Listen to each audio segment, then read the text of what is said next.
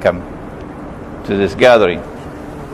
I was resident in New York for some 10 years, and I got an invitation from the Methodist Church.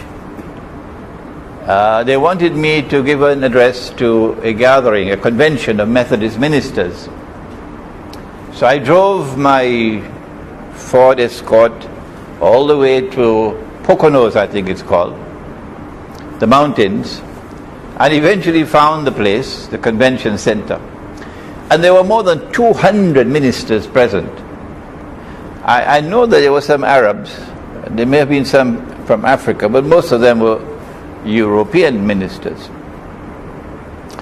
And I delivered my address introducing Islam to them.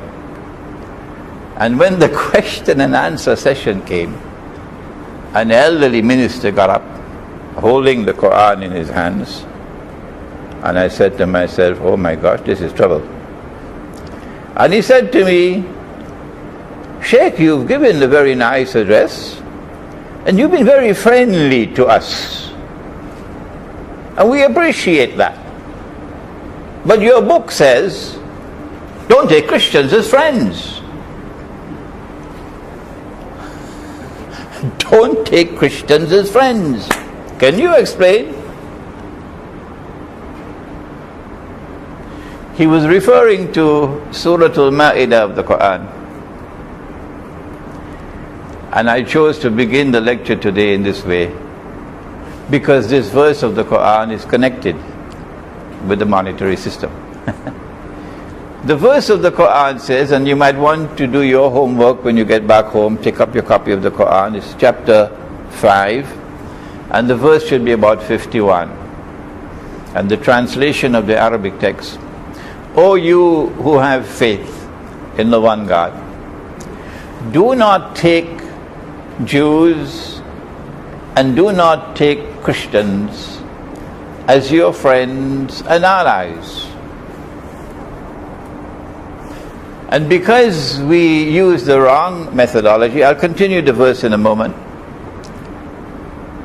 Because of the wrong methodology, nearly every single copy of the Quran that you take up with an explanation of the verse assumes that the verse is speaking of all Christians and all Jews.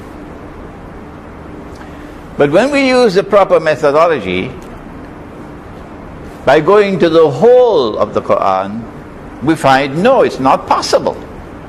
Because elsewhere in the Quran, Allah speaks about Christians, and He says that in time to come you will find that they will be the closest of all to you in love and affection.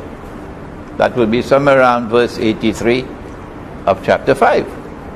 So it could not be speaking of all Jews and all Christians.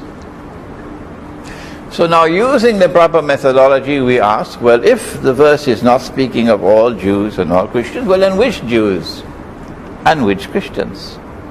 And the answer is right there in the words which follow. Listen carefully.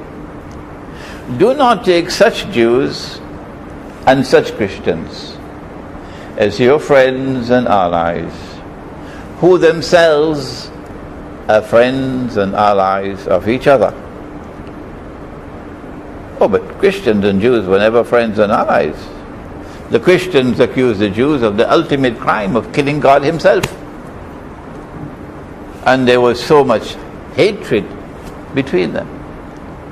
And so the Quran is anticipating a time which is to come, when a mysterious reconciliation will take place, and a Judeo-Christian friendship and Judeo-Christian alliance is going to emerge.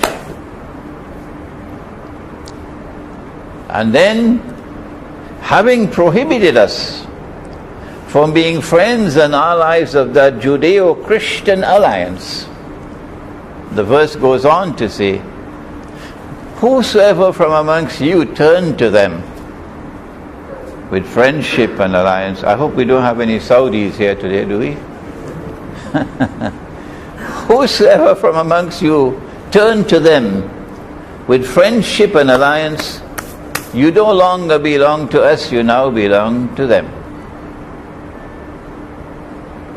Meaning, when you die and in the grave the angel comes to question you, you will learn that you not recognize as a Muslim. You now recognize as a member of the Judeo-Christian alliance. Inna Allah la yahdi al-qawm al-zalimin. And then the verse ends with these words, that surely Allah provides no guidance to a people who are wicked, indicating that the trademark of that Judeo-Christian alliance will be wickedness and oppression. The monetary system that we now have in the world, the international monetary system that we now have in the world, was crafted by that Judeo-Christian alliance.